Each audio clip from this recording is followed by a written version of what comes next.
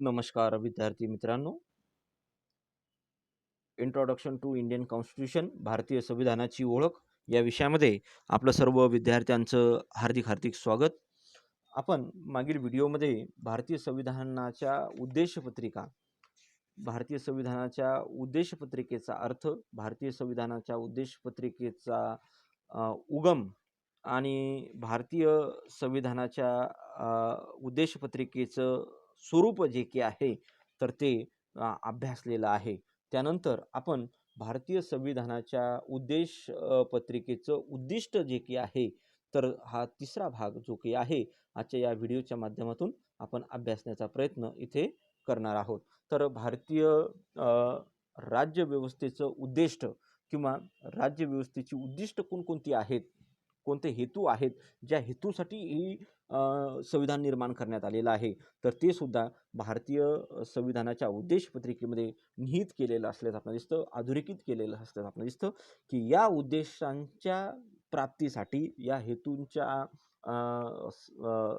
हे ध्येय जे की आहे हे गाठण्यासाठी हे संविधान निर्माण करण्यात आलेलं आहे आणि हे उद्देशपत्रिकेमध्ये ते स्पष्ट केलं गेलेलं असल्याचं आपल्याला दिसतं. आणि म्हणून भारतीय राज्यव्यवस्थेची कोणकोणती उद्दिष्ट आहेत तर ते सुद्धा आपण इथे एक एक जे की उद्दिष्ट आहे तर त्याचा आढावा घेण्याचा प्रयत्न इथे आपण करणार आहोत. तर पहिलं उद्दिष्ट आहे न्याय, जस्टिस. तर भारतीय संविधानाच्या उद्देशपत्रिकेत संविधानकर्त्यांनी न्यायाचा पुरस्कार केलेला असल्याचं आपल्याला दिसून येतं. न्याय म्हणजे समाजाचा सर्वांगीण विकास साधणे, समाजातील प्रत्येक व्यक्तीला सामाजिक, आर्थिक आणि राजकीय न्याय प्राप्त करून देण्याचा निश्चय उद्देशपत्रिकेतून व्यक्त करण्यात आलेला असल्याचं आपल्याला दिसतं. प्रत्येक व्यक्तीला विकासाची संधी ही उपलब्ध करून देणे म्हणजे न्याय तिथं असल्याचं आपल्याला दिसून येतं. आणि मग तो राजकीय न्याय असो, मग तो आर्थिक न्याय असो, तो सामाजिक न्याय असो, का तो अशा कोणताही न्याय आहे तर हे सगळे न्याय प्रत्येक भारतीय नागरिकाला मिळवून देण्याचं ग्वाही देण्याचं काम हे जे काही भारतीय संविधानाचं उद्देशपत्रिका तिथं करत असल्याचं आपल्याला दिसतं. राजकीय न्याय म्हणजे काय तर आपण ते बघूया. राजकीय न्याय म्हणजे सर्व नागरिकांना अप्रत्यक्षपणे राज्यकारभारात सहभागी करून घेणे होय. प्रौढ मताधिकाराद्वारे जे काही आहे तर हा अधिकार देऊन निवडणूक लढवण्याचा अधिकार, असे राजकीय अधिकार त्यात प्रत्येक व्यक्तीला आपल्याला तिथं बहाल केले गेलेले असल्याचे आपण दिसतात. आणि याच्यातून राजकीय न्याय हा प्रस्थापित केला गेलेला असले म्हणजे प्रत्यक्ष आणि अप्रत्यक्षरित्या प्रत्येक नागरिकाला राज्यव्यवस्थेमध्ये सहभागी करून घेण्यासाठी राजकीय न्याय हा तिथं दिला गेलेला असल्याचं आपणास दिसतं. देशामध्ये सामाजिक न्याय प्रस्थापित करण्यासाठी भारतीय राज्यघटनेचं कलम 15 जे की आहे सामाजिक समता, यामध्ये कलम 17 जे की आहे तर ते भारतामध्ये जी की अस्पृश्यता जी की होती, अनटचॅबिलिटी जी की होती तर ती नष्ट करून टाकण्यासाठी इथे भारतीय राज्यघटनेचं जे की कलम 17 आहे तर ते अस्पृश्यता पाळणे हा कायद्याने गुन्हा ठरवला गेलेला असल्याचं आपल्याला दिसून येतं. आणि म्हणून अशा या तत्वांच्या आधारे, या तरतुदींच्या आधारे सामाजिक आणि राजकीय न्याय प्रस्थापित करण्याचं काम हे केलं गेलेलं असल्याचं आपणास दिसून येतं. याचबरोबर आर्थिक न्यायसुद्धा इथे भारतीय राज्यघटनेची जी की वेगवेगळी तत्व आहेत, जे की उपजीविकेचं स्वातंत्र्य असेल, संपत्ती आणि मालमत्ता धारण करण्याचं स्वातंत्र्य असेल, रोजगाराचं स्वातंत्र्य असेल, याचबरोबर प्रत्येक नागरिकांचं राहणीमान उंचवण्यासाठी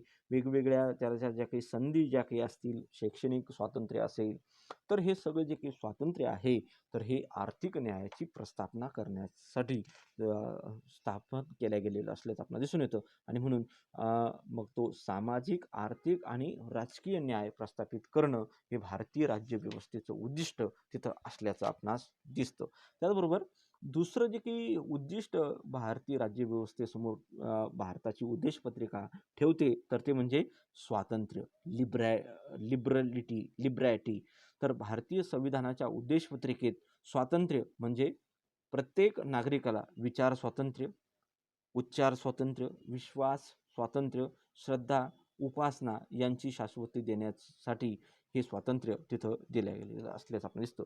जे की व्यक्ती स्वातंत्र्य आहे तर ते भारतीय नागरिकाला त्याच्या व्यक्तीच्या विकासासाठी जे स्वातंत्र्य आवश्यक आहे, तर ते सगळं स्वातंत्र्य भारतीय नागरिकांना इथं देण्याचं काम, ती ग्वाही देण्याचं काम, मूलभूत अधिकार भारतीय राज्य घटनेतील जे काही 3रा भाग आहे, तर त्यामध्ये कलम 19 ते 22 मध्ये जो काही व्यक्ती स्वातंत्र्यासाठी जे काही तरतुदी भारतीय संविधानाच्या 3ऱ्या भागामध्ये कलम 19 ते 22 मध्ये देण्यात आलेले आहे, तर ते स्वातंत्र्याची हमी देणारे तत्व तिथं असल्याचं आपल्याला दिसून येतं. आणि म्हणून व्यक्तीच्या मूलभूत अधिकारावर अतिक्रमण झाल्यास तिला न्यायालयात दाद मागता येईल.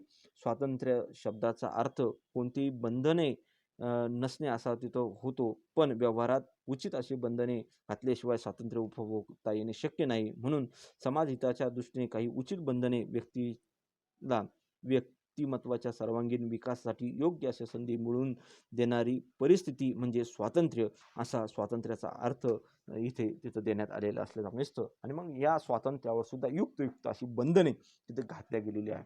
तुम्हाला विचार व्यक्त करण्याचं स्वातंत्र्य आहे, तुम्हाला सभा घेण्याचं स्वातंत्र्य आहे, तुम्हाला म्हणजे प्रत्येक नागरिकाला संघटना निर्माण करण्याचं स्वातंत्र्य आहे, व्यापार स्वातंत्र्य आहे. परंतु असा तुम्हाला भाषण स्वातंत्र्य असणार नाही, की जेणेकरून एखाद्या समाजाच्या, एखाद्या जातीच्या, एखाद्या धर्माच्या भावना दुखावल्या जाईल. भडकाऊ भाषण देण्याचं स्वातंत्र्य तुम्हाला असणार नाही. आणि म्हणून आपल्याकडे मोठ्या प्रमाणात जे काही भडकाऊ भाषण देणारे जे काही नेते असतात, तर त्यांच्या भाषणावर तिथे बंदी घातल्या जात असल्याचं आपल्याला दिसतात. मग ते ओवेसी असतील, असदुद्दीन ओवेसी असेल, बाळासाहेब ठाकरे असतील, मोठ्या प्रमाणामध्ये योगी आदित्यनाथ असतील, याचबरोबर विश्व हिंदू परिषदेचे प्रवीण तोगडिया असतील, असे अनेक नेते जे आहेत. मी काही तुम्हाला फक्त उदाहरणं कशासाठी, की हे समजण्यासाठी, हा पॉईंट समजण्यासाठी मी तुम्हाला काही प्रातिनिधिक उदाहरणं इथे दिलेली आहेत. तर असं भाषण करण्याचं स्वातंत्र्य तुम्हाला असणार नाही, की ज्यामुळे समाजामध्ये तेढ निर्माण होईल, संघर्ष निर्माण होईल, कायदा आणि सुव्यवस्था बिघडेल. आणि मग अशा व्यक्तींच्या भाषणावर काही बंधने तिथे घातली जात असल्याचं आपण दिसतं. तुम्हाला संघटना स्थापन करण्याचं स्वातंत्र्य आहे, परंतु असं संघटना स्थापन करण्याचं स्वातंत्र्य तुम्हाला असणार नाही, की ज्यातून काय देशाची एकता आणि अखंडता नष्ट होईल. जसं की तुम्हाला नक्षलवादी संघटना स्थापन करता येणार नाही, अतिरेकी संघटना स्थापन करता येणार नाही, देश विघातक आणि विरोधी संघटना तुम्हाला स्थापन करता येणार नाही. आणि म्हणून अशा युक्त बंधने या स्वातंत्र्यावर सुद्धा तिथे घातल्या गेलेली असलं. तुम्हाला व्यापार करण्याचं स्वातंत्र्य आहे, परंतु अंमली पदार्थांचा व्यापार करण्याचं स्वातंत्र्य असणार नाही. तुम्हाला अफूची व्यापार करता येणार नाही, ड्रग्सचा व्यापार करता येणार. असे जे की समाजाच्या दृष्टीने, राष्ट्राच्या दृष्टीने जे घातक आहेत, विघातक आहेत, तर अशा सगळ्या गोष्टींवर प्रतिबंध लावण्याचं काम हे स्वातंत्र्यावर सुद्धा तिथं केलं जात असल्याचं आपल्याला दिसतं. म्हणजे स्वातंत्र्य सगळ्या व्यक्तीला असेल, परंतु अमर्याद स्वातंत्र्य असेल, बंधनासह स्वातंत्र्य हे भारतीय संविधानाच्या मध्ये स्वीकारले गेलेलं असल्याचं आपण दिसतं. आणि म्हणून भारतीय राज्यव्यवस्थेचं स्वरूप हे स्वतंत्र असेल असल्याचं आपणास दिसून येतं. इथं लिबरल उदारमतवादाचा स्वीकार केला गेलेला असल्याचं आपणास दिसून येतं. त्यानंतर तिसरं जे काही उद्दिष्ट आहे, तर ते आहे समता. भारतामध्ये भारतीय संविधानाच्या उद्देशपत्रिकेमध्ये समतेच्या तत्वाचा समावेश तिथं केलेला असलेला आपण दिसतं. समता म्हणजे सर्व बाबतीत सारखेपणा असा अर्थ वाटत असला तरी व्यावहारिकदृष्ट्या असा सारखेपणा निर्माण झाल्यास मानव ची जी की विविधता आहे, तर ती नष्ट होऊन एक साचेबंद जीवन निर्माण होण्याचा धोका तिथं राहतो. निसर्गनिर्मित जी विविधता आहे मानवी जीवनात ती आहे, आणि त्यामुळे व्यक्तीची गुण, कौशल्य या बाबतीत स्वतंत्र ओळख ही जी काही आहे, तर ही जी की विषमता आहे ते आहे. परंतु जी की मानवनिर्मित विषमता आहे, तर ती नष्ट करण्यासाठी भारतीय राज्यघटनेच्या संविधानाच्या 3ऱ्या भागामध्ये कलम 14 ते 18 मध्ये समतेचा अधिकार जो काही देण्यात आलेला आहे, तर तो अधिकार जो आहे, तर तो निर्माण करून सामाजिक समता निर्माण करण्याचं काम, इक्वॅलिटी निर्माण करण्याचं काम जी मानवनिर्मित विषमता जी आहे, तर ती दूर करण्यासाठी हे भारतीय संविधानाच्या विविध भागामध्ये कलम 14 ते 18 मध्ये जे काही तरतूद करण्यात आलेलं आहे, तर त्या तरतुदी सामाजिक समता निर्माण करणाऱ्या तिथं असल्याचं आपल्याला दिसतं. समाजामध्ये जी काही विषमता आहे, तर ती नष्ट करण्यासाठी कलम 17 मध्ये अस्पृश्यता निवारणाची तरतूद तिथे केल्या गेलेली असल्याचं आपल्याला दिसतं. आणि याचबरोबर या अस्पृश्यता निवारण करण्यासाठी त्याला बळकटी देण्यासाठी ॲट्रॉसिटी ॲक्ट 1989 जो काही आहे, तर तो सुद्धा इथे निर्माण करण्यात आलेला आहे. अशा अनेक तरतुदी ज्या आहेत संविधानामध्ये त्या केल्या गेलेल्या आहेत. संविधान निर्माणकर्त्यांनी आणि शासनकर्त्यांनी सुद्धा समता निर्माण करण्यासाठी भारतीय राज्यव्यवस्थेचं स्वरूप कसं असेल, तर समता आधारित असेल, हे उद्दिष्ट डोळ्यासमोर ठेवून भारताचे राज्यकर्ते तिथं कार्य करतील असं एक उद्दिष्ट व्यवस्थेसमोर ठेवण्याचं काम जे आहे, तर ते या उद्देश पत्रिकेने तिथे ती जबाबदारी ती या राज्यकर्त्यांवर तिथे दिलेली असल्याचं आपणास दिसतं. त्यानंतर सगळ्यात शेवटचं जे काही उद्दिष्ट आहे राज्यव्यवस्थेचं उद्दिष्ट, तर ते म्हणजे बंधुता. फ्रॅटर्निटी असं त्याला म्हटलं जातं. भारतीय संविधानाच्या उद्देश पत्रिकेत व्यक्तीची प्रतिष्ठा आणि राष्ट्राचे ऐक्य प्रस्थापित करण्यासाठी बंधुता या उद्दिष्टांचा स्वीकार तिथं केला गेलेला असल्याचं आपल्याला दिसतं. 1976 साली 42व्या घटनादुरुस्तीनुसार उद्देश पत्रिकेत राष्ट्रीय ऐक्याऐवजी राष्ट्राची एकात्मता आणि एकता आणि एकात्मता असा नवीन प्रयोग शब्द हा उद्देश पत्रिकेमध्ये समाविष्ट करून बंधुत्वाची भावना असल्याशिवाय राष्ट्रामध्ये राष्ट्रीय एकात्मता ही जी की आहे, तर ही वाढीस लागणार नाही. आणि यासाठी राष्ट्रीय ऐक्यासाठी बंधुत्व या शब्दाला व्यापक करण्याचं काम 42व्या घटनादुरुस्ती 1976ने अजून व्यापक प्रमाणात एकता आणि एकात्मता या शब्दाची भर टाकून हे बंधुत्व या शब्दाला परिपूर्ण करण्याचं काम तिथं केलं गेलेलं असल्याचं आपण असतं. आम्ही सर्व एक आहोत, एका देशाचे नागरिक आहोत, आम्ही सर्व भारतीय आहोत, ही आणि भारतातील जे काही आम्ही भारतीय जनता आहे, तर हे सर्व आमचे बंधू आहेत, भगिनी आहेत, असं उल्लेख या भारतीय संविधानामध्ये बंधुत्व या शब्दाच्या मागे एक राष्ट्रीय ऐक्यासाठी तिथं ते केल्या गेलेलं असल्याचं आपणास दिसून येतं. भारताच्या प्राचीन सामाजिक परिस्थितीचा विचार करता धर्मवाद, प्रांतवाद, जातीवाद, प्रादेशवाद इत्यादी आधारावर जो काही भेदभाव असल्याने देशात विविधतेत एकता निर्माण करण्याचे एक सूत्र म्हणून बंधुता याकडे आपल्याकडे विविधता जी काही आहे, मग जी भाषिक विविधता असेल, धार्मिक विविधता असेल, जातीय विविधता असेल, प्रादेशिक विविधता असेल, खाद्य संस्कृतीतील, वेशभूषेतील अशी जी काही वेगवेगळी विविधता आहे, तर या विविधतेमध्ये एकता निर्माण करण्यासाठी बंधुत्व या फ्रॅटर्निटीची तत्वाची जाणीवपूर्वक जी समावेश जो काही आहे, तर तो उद्देश पत्रिकेमध्ये ते केल्या गेलेला असल्याचं आपणास दिसून येतं. आणि म्हणून तेव्हा राष्ट्राचे ऐक्य आणि एकात्मता टिकवण्यासाठी बंधुत्वाची गरज तिथं असल्याचं आपणास दिसून येतं. हे जाणून संविधानकर्त्यांनी न्याय, स्वातंत्र्य, समता याच्या आधारे बंधुत्वाची शाश्वती देण्याचे उद्देश यामध्ये समाविष्ट केलेलं असल्याचं आपल्याला दिसतं. डॉक्टर बाबासाहेब आंबेडकरांनी संविधान समितीच्या समारोपीय भाषणामध्ये बंधुत्वाच्या संदर्भात असं म्हटले आहे की दुसरी एक गोष्ट आपल्याला जवळ नाही, ती म्हणजे बंधुता. बंधुता म्हणजे हिंदी राष्ट्रातील सर्व हिंदी लोक हे आपले बांधव आहेत. आपले हिंदी लोक भाऊ आहेत. ही भावना या तत्वामुळे सामाजिक जीवनात एकजिनसीपणा निर्माण करते. हिंदुस्थानात हजारो जाती असून त्या राष्ट्रविरोधी आहेत. त्यामुळे सामाजिक जीवनात विघटन निर्माण होते.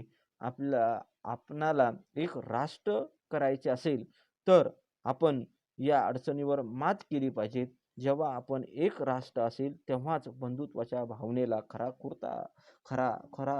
अर्थ येईल, असा विचार डॉक्टर बाबासाहेब आंबेडकरांनी आपल्या संविधान सभेच्या समारोपीय भाषणामध्ये असा उल्लेख बंधुत्वाच्या भावनेसाठी तिथं निर्माण केलेला असल्याचं आपल्याला दिसतं. आणि जाणीवपूर्वक हा जो काही शब्द आहे, स्वातंत्र्य, समता, बंधुत्व आणि न्याय, या असा त्याचा भारतीय राज्यव्यवस्थेच्या उद्दिष्टामध्ये त्याचा समावेशन ते तिथं भारताच्या संविधानकर्त्यांनी, निर्मात्यांनी ते तिथं केलेलं असल्याचं आपल्याला दिसतं.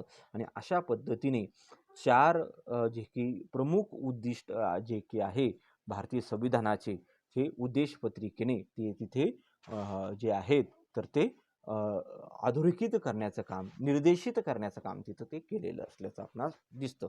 त्यानंतर आपण शेवटचा भाग जो की आहे, तर भारतीय संविधानाच्या उद्देश पत्रिकेचं परीक्षण किंवा मूल्यमापन जे की आहे तर ते इथे करणार आहोत.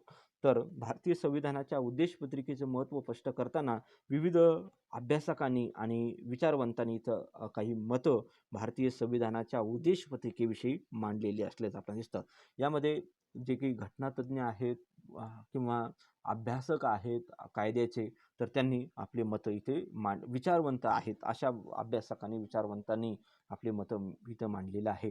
त्यामध्ये सर्वात अगोदर प्रोफेसर अर्नेस्ट बार्कर हा जो काही सुप्रसिद्ध घटनातज्ञ, विचारवंत जो काही आहे, तर त्याने आपलं मत या घटनेच्या विषयी उद्देश पत्रिकेविषयी मांडलेलं आहे.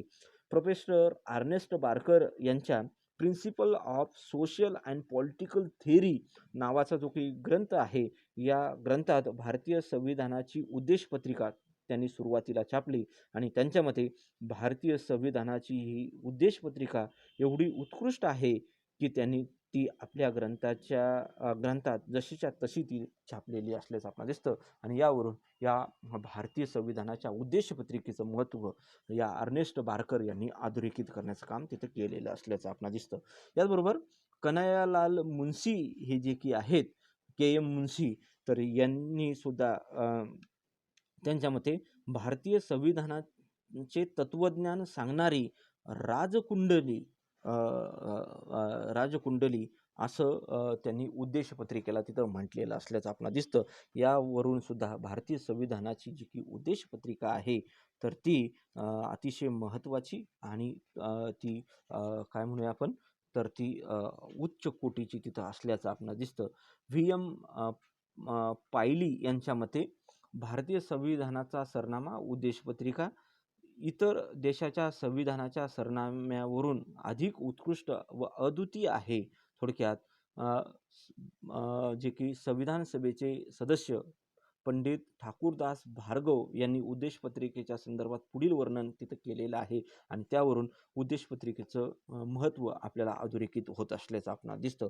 भारताची उद्देश पत्रिका भारतीय संविधानाची सर्वात मौल्यवान भाग आहे. ती भारतीय संविधानातील अधिकारांचा संच आहे.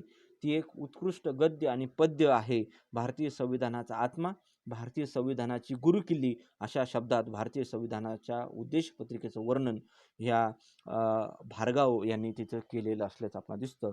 वरील सगळं जे काही वर्णन आहे, तर या वर्णनावरून भारतीय संविधानाची उद्देश पत्रिका ही महत्त्वाचा दस्तावेज आणि अतिशय महत्त्वाची काय म्हणूया तो भाग आहे असं अधोरेखित होत असल्याचं आपल्याला दिसतं. अशा पद्धतीने आपण भारतीय संविधानाची जी की उद्देश पत्रिका आहे, तर एकंदरीत 4 भागामध्ये भारतीय संविधानाच्या उद्देश पत्रिकेचं आपण अध्ययन इथे आढावा घेण्याचा प्रयत्न इथे केलेला आहे. या व्हिडिओमध्ये आपण भारतीय संविधानाच्या उद्देश पत्रिकेने राज्यव्यवस्थेचं जे काही उद्दिष्ट आहे, तर ते आपण इथे अभ्यासलेलं आहे. आणि याचबरोबर भारतीय संविधानाच्या उद्देश पत्रिकेचं मूल्यमापन किंवा त्याचं जे की आपण काय म्हणूया त्याला, तर त्याचं परीक्षण जे की आहे, तर ते इथे थोडक्यात करण्याचा प्रयत्न आपण इथे केलेला असल्याचं आपणास दिसतं. अशा पद्धतीने उद्देश पत्रिका हा भाग सुद्धा आपला इथे संपलेला आहे. पुढील तासामध्ये पुढचा भाग आपण इथे बघूया. ठीक आहे. तर आपण आजचा जो काही व्हिडिओ आहे, तर आपण इथे थांबूयात. थँक्यू. धन्यवाद. थँक्यू.